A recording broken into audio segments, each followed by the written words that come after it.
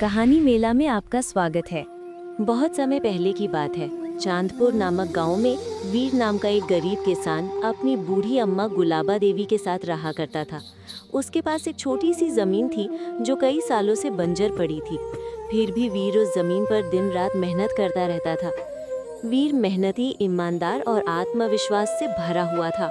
उसे ना तो हालातों से डर लगता था और ना ही लोगों की तानों से।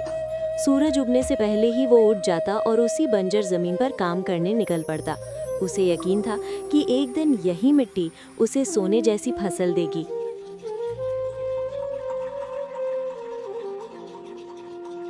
एक दिन सुबह जब वीर खेत जाने लगा, अम्मा ने उसे रोका।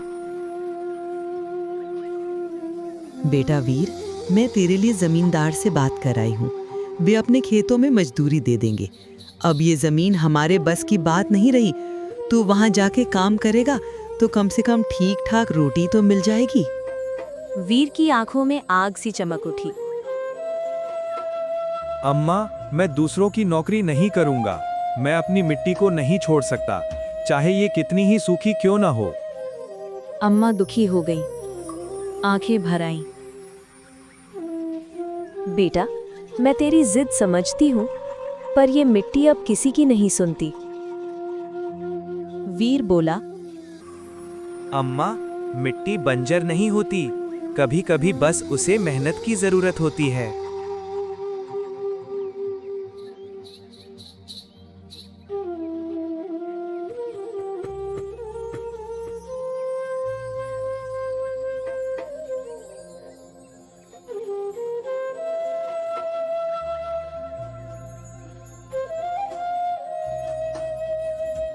उसी दिन दोपहर में पड़ोसी देवदत्त आया।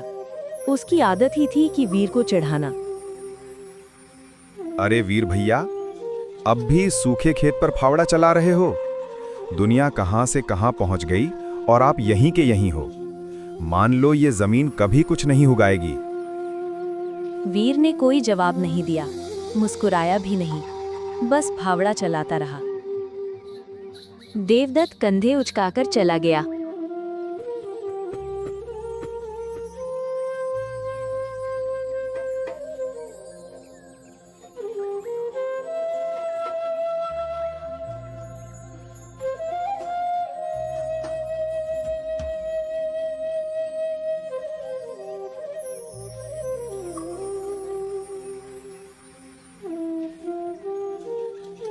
दोपहर को जब घर पहुंचा तो देखा कि अम्मा चूल्हे के पास उदास बैठी थी। चूल्हा ठंडा पड़ा था। क्या हुआ अम्मा? आज चूल्हा जलाने के लिए लकड़ी भी नहीं है बेटा।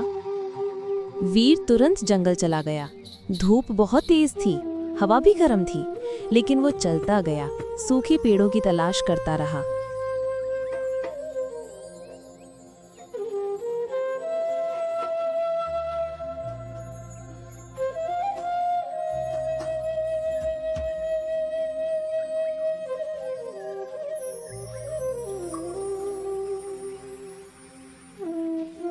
आखिरकार उसे एक पुराना पेड़ मिला। उसने कुल्हाड़ी चलाई और लकड़ियां इकट्ठी करने लगा। पसीने से भीगा हुआ वो लौट रहा था कि अचानक उसे दूर एक टूटी फूटी झोपड़ी दिखाई दी। काका ने मुस्कुराकर कहा, आओ बेटा, थोड़ा आराम कर लो, धूप बहुत तेज है। उनकी आंखों में अपनापन था।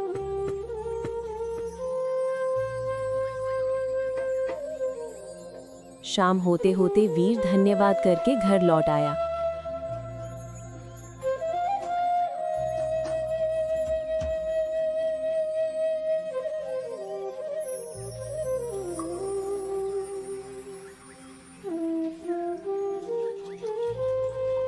घर पहुंचा तो कौशल्या चाची आई हुई थी। वो चाय पीते हुए बोली, वीर, मैंने तेरे लिए एक लड़की देखी है, लेकिन बेटा, कौन अपनी बेटी ऐसे लड़के को देगा जिसकी जमीन कभी फसल ही नहीं उगाती? काकी, मैं अभी शादी नहीं करूंगा, पहले कुछ बना लूं। खाली हाथ किसी की बेटी को नहीं ला सकता। कुछ समय बाद वीर ने फिर से धान के बीज डाले। इस बार उसने पूरी ताकत झोंक दी। हर दिन पानी देता, मिट्टी पलटता, हवा भी करता, लेकिन हफ्तों बाद भी मिट्टी वैसे ही पड़ी रही, सूखी, फटी हुई, जैसे उसमें कोई जान ही ना हो। उधर गांव के सारे खेत हरियाली से भर गए थे। लोगों की हंसी गूंज रही थी, ढोलक की आवाजें, नई फसल की खुशी, और वीर का खेत खामोश। देवदत्त फिर आया।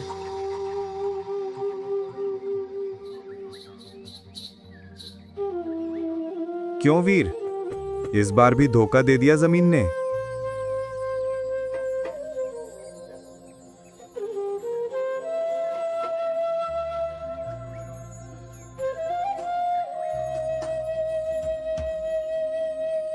वीर की आंखों में आंसू आ गए। वो गुस्से में कुल्हाड़ी उठाकर जंगल की ओर निकल गया। वो पेड़ काटता रहा घंटों तक, जब तक हाथों में छाले नहीं पड़ गए। शाम होते होते उसे एहसास हुआ वो रास्ता भूल चुका है। घबराहट बढ़ी ही थी कि अचानक पेड़ों के पीछे से वही रामू काका दिखाई दिए।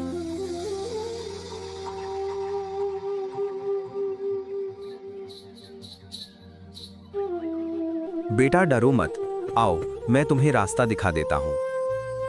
चलते चलते काका ने कहा, बेटा, मेरी एक बेटी है, नाम है अनवी। बहुत समझदार, बहुत संस्कारी, पर गरीब की बेटी को कोई स्वीकार नहीं करता। कुछ देर चुप रहने के बाद काका बोले, क्या तुम अनवी से शादी करोगे?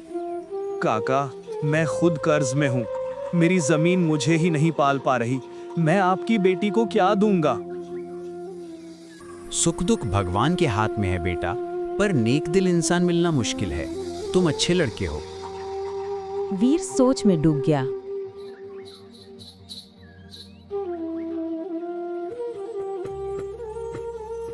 घर पहुंचकर उसने सब अम्मा को बताया।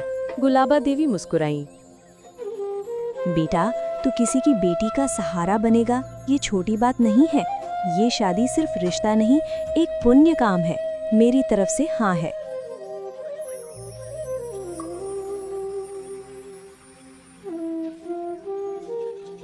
कुछ दिनों में साधारण लेकिन खूबसूरत शादी हुई। अनवी घर आई। उसने अम्मा का ख्याल रखा, घर संभाला और वीर को हिम्मत दी। वो बोली,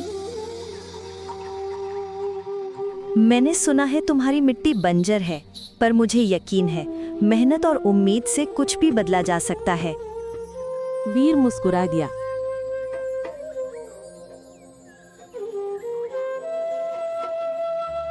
वीर फिर खेत गया, लेकिन वही दृश्य, सूखी मिट्टी, ताने, हार। इस बार वीर सच में टूट गया। वह चुपचाप जमींदार के पास गया और मजदूरी की नौकरी पकड़ ली।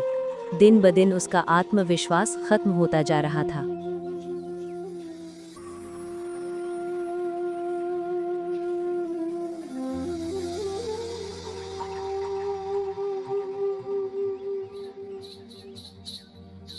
वीर भैया, जल्दी चलो, तुम्हारे खेत में बहुत बड़ा चमत्कार हुआ है। वीर, अम्मा और अनवी तीनों खेत की ओर दौड़े, और जैसे ही वीर ने अपने खेत को देखा, वो वहीं रुक गया। उसकी सांसें रुक सी गईं। जहां सालों तक एक भी बीज नहीं उगा था, आज वहां नन्ही नन्ही हरी कौंपलें जमीन को चीरकर बाहर आई थीं। मिट्टी जैसे जिंदा हो उठी थी।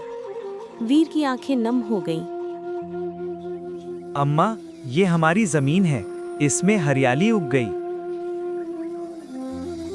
बेटा, तेरी मेहनत, तुम्हारी सच्चाई और अनवी के कदमों की किस्मत से मिट्टी जग गई है। भगवान ने तेरी सुन ली। देवदत्त हक्का भक्का रह गया। ये तो सच में चमत्कार है वीर भैया, ऐसा तो मैंने कभी नहीं देखा।